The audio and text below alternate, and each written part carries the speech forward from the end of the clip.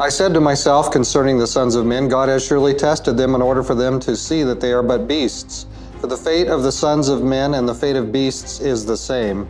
As one dies, so dies the other. Indeed, they all have the same breath, and there is no advantage for man over beast, for all is vanity. All go to the same place, all came from the dust, and all return to the dust. Who knows that the breath of man ascends upward, and the breath of the beast descends downward to the earth? So God allows us to be tested so we can see that we are beasts, animals, right? So yeah, that's interesting. Sounds kind of Darwinistic, doesn't it? We're all just evolved from all this slime. Well, but no, God wants us to know that we are creatures. God wants us to know that apart from Him, it's disaster. It's just pure disaster, right? Because of the fallenness of man, we are turned inwardly. We're normally outwardly turned, but when Adam and Eve sinned, they were affected by that, and now they're inwardly. Now it's the first thing, remember that Adam did, he blamed her. He blamed God, well, you gave me this woman, and then the woman, well, there was this snake here, I didn't put it here. So you have this kind of dodging of responsibility. And so that's kind of the way humans are, humans that are fallen. Well, we're all fallen, we've all done that, and we've all been reaping the bad outcomes from that. So yes, God wants us to see, strange, He wants us to see that we're beasts, but He wants us to see that we're made in His image. He wants us to see that we can come up higher, and so God has bigger and better plans for us.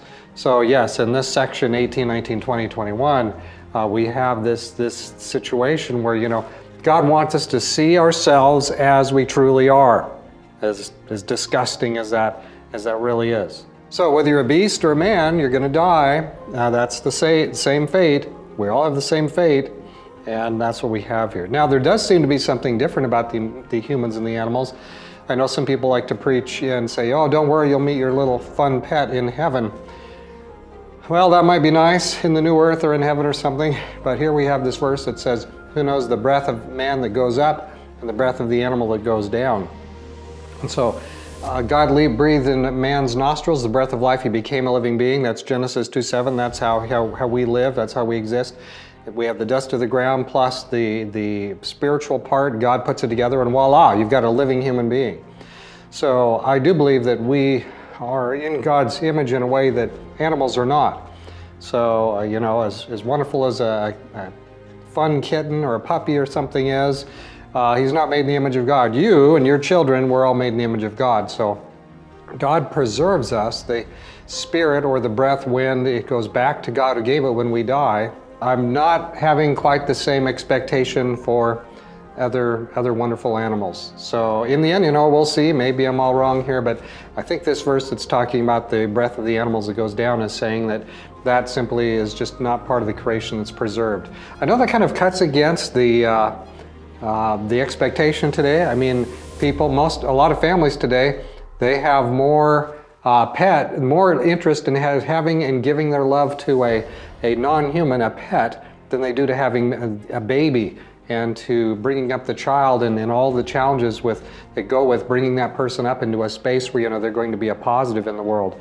I know that. I know there's big sections in the department store, all these aisles and aisles devoted to dog food, cat food, and all that. Hey, I like a dog and a cat as much as anybody else, but sadly though, we're a culture that's gone astray, and we need to put humans first. Is that like complicated? Is that hard to understand? So God put humans first because God takes their breath back when we die, and He'll reanimate us. He'll bring us back. Let's type in a note here after this section from 18 to 21. What about this? All right, so yeah, we look out on the world, and what do we see? God tests us. God wants us to know that we're beasts. We need to know ourselves.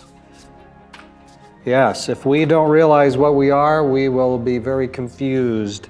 We will put too much trust in man, too much trust in ourselves when we don't know ourselves. Does that make sense? So we want to realize that we must put our trust in our Maker, in God, and He will give us the things we need.